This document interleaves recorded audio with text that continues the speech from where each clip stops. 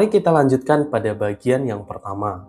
Di dalam mengidentifikasi konten marketing dan juga storytelling maupun copywriting, kita harus berangkat dengan memahami terlebih dahulu apa yang dimaksud dengan konten strategi. Konten strategi itu adalah pendekatan perencanaan yang komprehensif yang kita harus kembangkan untuk menciptakan, mendistribusikan, dan memanage seluruh konten yang kita akan kembangkan dalam rangka untuk nge-attract audiens yang kita sasar. Penting diingat bahwa konten yang kita develop itu akan menggambarkan brand kita menjadi seperti apa. Jadi setiap konten yang harus kita produce dalam hal ini harus sejalan dengan strategi digital marketing itu sendiri. Di dalam konten marketing strategi, minimal 4 hal yang harus kita review balik untuk memastikan konten tersebut relevan dan sejalan dengan digital marketing strategi campaigns yang kita rencanakan. Yang pertama adalah konten itu align dengan business goals kita. Artinya, konten yang akan kita kembangkan itu bertujuan untuk membentuk citra brands yang kita akan pengen bentuk, gitu ya. Di sini kita bisa memastikan bahwa konten tersebut itu akan dapat meningkatkan ciri khas dari brand kita, baik dari brand awareness maupun conversion, brand identity ya, maupun brand loyalty. Jadi harus diingat bahwa konten yang kita kembangkan, kita tidak boleh asal mengembangkan, tapi harus memperhatikan goals yang kita ingin bentuk dari brand goals itu sendiri. Yang kedua adalah fokus on audience needs. Artinya, kita harus memahami bahwa dalam siklus customer journey mapping tadi, terjadi klasterisasi terhadap konsumen kita. Oleh karena itu, setiap jenis konten harus diperuntukkan kepada audiens yang mana. Kita harus bisa memahami mereka, kebutuhan mereka seperti apa, pain points-nya mereka seperti apa, termasuk behaviors mereka. Jadi dalam hal ini beda jenis kontennya, beda peruntukannya kepada audiens yang mana yang akan kita sasar. Dan selalu kita ingat bahwa konten itu bukan hanya kita deliver ke platform-platform yang kita punya, baik yang owned, paid maupun yang earned. Tapi konten itu harus punya value. Jadi kita nggak hanya deliver, nggak hanya deploy, nggak hanya promotion, tapi memang harus memiliki value yang cukup. Sehingga kita bisa mengkombinasikan bahwa konten yang kita deploy adalah konten yang berkualitas.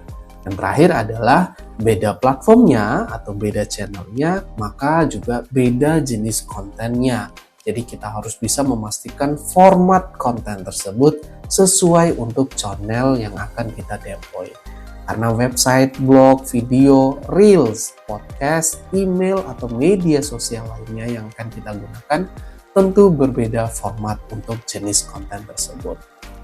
Jadi, langkah pertama sebelum kita mengembangkan konten marketing, copywriting, dan juga storytelling adalah menyiapkan konten strateginya. Yang kedua, dari jenis-jenis konten ternyata terdapat pilar-pilarnya atau perbedaan-perbedaan yang sangat signifikan. Ini kita sebut sebagai konten pilar. Di dalam digital marketing, konten pilar itu disebut sebagai topik-topik utama yang kita klasterisasi berdasarkan fondasi utamanya. Entah dia masuk pada konten promosional, konten entertainment, atau konten additional, bahkan konten conversational. Di sini kita harus bisa memahami bahwa terdapat perbedaan pada pilar-pilar ini. Jadi kalau kita identifikasi apa yang ingin kita bentuk sebagai sebuah brand dalam hal ini ya, apa yang kita jadi concerns kita sebagai satu brand, di sisi lain customer juga punya perhatian, punya concerns. Jadi di tengah-tengah di sini nanti akan ada konten pilar yang menyelaraskan antara kepentingan perusahaan dengan kepentingan audiens, sehingga terjadi koneksi antara konten yang kita kembangkan, lalu kita deploy dan akan menyasar audiens yang memang berada di dalam pilar konten tersebut.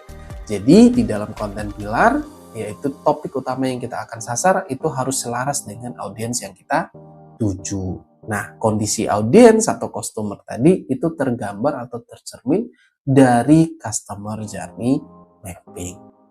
Ternyata di dalam jenis-jenis konten pilar secara garis besar ada beberapa versi memang, namun umumnya terdiri dari 4 hal. Yang pertama itu konten promosional. Konten promosional ini adalah konten yang memang ditujukan untuk promosi agar followers atau audiens kita tertarik untuk membeli atau menggunakan layanan dari brand kita. Jadi kita dituntut untuk harus membuat konten seunik mungkin, sekreatif mungkin untuk menarik perhatian dari audiens kita dan mereka segera mengambil keputusan.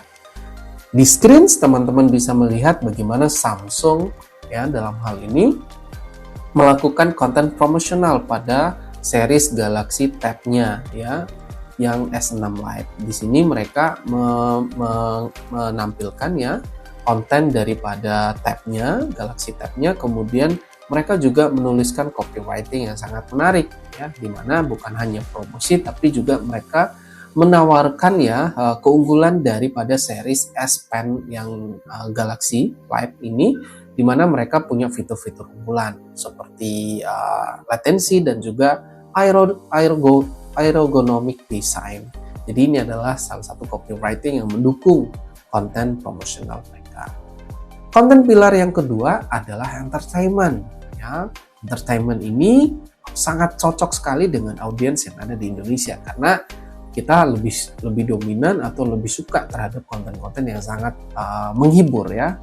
Audiens suka melihat, mendengar, menikmati konten-konten yang sifatnya itu menghibur sekaligus menginspiratif. Misalnya dalam hal ini tampilan Netflix ya, sedang terjadi tren di mata orang lain dan di mata Nabul ya. Di sini kita bisa melihat ya bagaimana Netflix mencoba untuk membangun engagement ya dengan menampilkan memes yang lucu seperti ini di dalam postingan mereka, dan ini adalah konten entertain, di mana tim media kita harus bisa memberikan konten sekreatif mungkin dalam rangka untuk membangun koneksi dan engagement, menarik perhatian audiens, bukan hanya fokus untuk mempromosikan produk, tapi juga memperkenalkan layanan-layanan yang kita punya.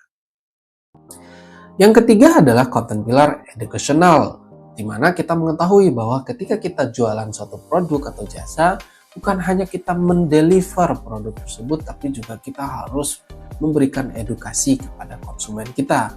Mereka harus memahami apa saja value dari suatu produk atau service yang kita tawarkan.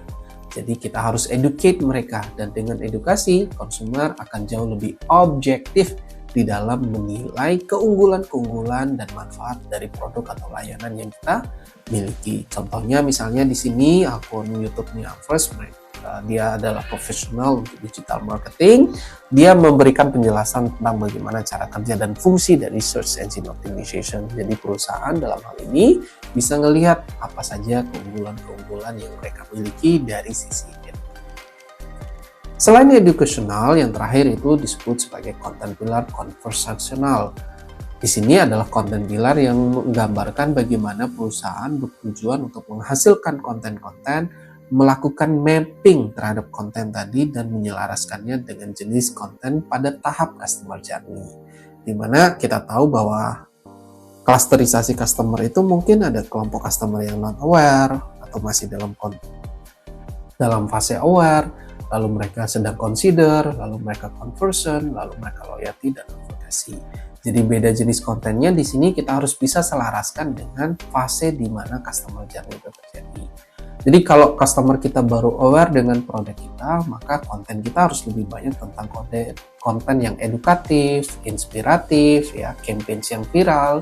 Tapi kalau mereka sudah consideration, maka kita akan hadirkan konten-konten yang lebih testimonial, ya, memberikan case studies atau uji coba terhadap produk kita. Begitu juga dengan konsumen yang sedang melakukan conversion atau sudah dalam tahap conversion, loyalty atau advokasi. Jadi ingat, beda fase konsumennya, maka kita harus mapping juga untuk bisa menyelaraskan jenis konten yang kita deliver. Nah, dari pilar-pilar tersebut, maka content marketing ini akan memiliki siklus hidupnya atau life cycle of content marketing. Kita mulai dengan merencanakan strategi content marketingnya tadi. Kita sudah identifikasi, mesti align dengan business goals, dan seterusnya. Format dan template-nya harus sesuai dengan channels yang kita gunakan. Lalu kita pilah-pilah lagi menjadi beberapa konten pilar. Ada yang promosional, ada yang educational, dan seterusnya. Dari plan tersebut lalu kita produce ya, kita akan mengoptimalisasi untuk membentuk konten yang betul-betul berkualitas. Setelah kita produce, kita deploy untuk kita promote ya, kita deploy, kita publikasikan ke platform atau channel yang sudah kita tetapkan tadi. Setelah dia di-deploy, dia akan bekerja dalam siklus waktu beberapa waktu lamanya, kemudian kita analyze kinerjanya, kita amplify, lalu ulang lagi dalam siklus yang plan tadi. Jadi kita akan melihat seberapa efektif kinerja dari konten marketing yang sudah kita kembangkan. Selanjutnya adalah aspek copywriting dan juga storytelling. Ini adalah seni di dalam menulis teks yang akan mencoba mendorong ya, melengkapi kesempurnaan dari konten yang kita kembangkan. Jadi copywriting dan storytelling ini punya teknik ya, dan ini adalah aspek-aspek yang krusial yang akan menjadi petunjuk bagi konsumen ketika mereka melihat konten yang kita sudah deploy pada masing-masing channel tadi. Salah satu modelnya yaitu model AIDA, ini yang paling umum ya. Kita bikin dulu attention, lalu interest, lalu desire, lalu action. Nah, ini selalu ada call to action-nya, ada CTA-nya, misalnya klik, beli, daftar ya. Segera klik link ini dan dapatkan diskon 5% misalnya. Dan banyak sekali teknik-teknik copywriting yang lainnya. Salah satu yang paling krusial atau yang paling umum digunakan yaitu model AIDA. Ya, content marketing juga kita harus identify aja banyak sekali ya perbedaan-perbedaan untuk konten Gen Z, Gen Millennial, Gen X dan seterusnya ya, misalnya reciprocity atau curiosity atau efisiensi ini juga harus kita pertimbangkan. Konten-kontennya harus meningkatkan engagement yang tinggi, fotonya menarik, captionnya bikin hook gitu ya, detail produknya juga terinformasi dengan baik ya. Karena kita selalu punya 3 detik aja di awal, jadi kalau 3 detik tidak menarik perhatian, hooknya nggak dapat, maka audiens akan scroll up maupun scroll down. Konten juga harus kita sesuaikan dengan buyer persona kita, dari demografis, apakah Gen Z, milenial, dan minat yang mereka tujukan juga harus kita identify. Jadi betul-betul strategi digital marketingnya harus kita identify terlebih dahulu, baru kita bisa membreakdownnya pada jenis konten yang sesuai. Ya, konten manajemen kita seperti apa gitu ya, kemudian create and manage konten manajemen kita juga harus kita perhatikan dengan baik. Konten pilar tadi sudah kita mention ya, engage, educate, excite itu juga harus kita perhatikan. Ini adalah bagian-bagian penting ya di dalam konten marketing maupun storytelling dan copywriting. Selalu ada call to action ya, buying call kepada konsumen, rumusnya boleh diskon gila-gilaan atau promo besar-besaran, garansi aman, pengiriman cepat gitu ya, klik dapatkan diskon 5% dan seterusnya. Jadi copywriting, storytelling ini memang bagian yang sangat penting, seni di dalam menulis teks yang sesuai untuk mendorong keputusan pembelian. Namun ingat bahwa di dalam channel marketing itu sendiri, di dalam ekosistemnya ada yang owned, paid, dan media. Kita harus perhatikan bahwa bagian-bagian ini memang bagian yang berbeda ciri khasnya. Jadi kita harus bisa sekali lagi menyesuaikan. Sebagai contoh misalnya, setiap channel tentu membutuhkan konten copywriting dan storytelling yang berbeda. Kalau blog dan website itu kontennya panjang, edukatif ya, friendly. Kalau Instagram ya kontennya singkat, langsung cepat, storytellingnya cepat, hooknya itu langsung 3 detik di bagian pertama. Tapi kalau email marketing, kita harus jauh lebih personal, to the point. Ya, apa yang kita mau sampaikan, looks-nya harus profesional, bukan merupakan spam email dan sebagainya. Begitu juga dengan LinkedIn, profesional ya, menggambarkan persistensi dari siapa followers yang kita sasar gitu ya.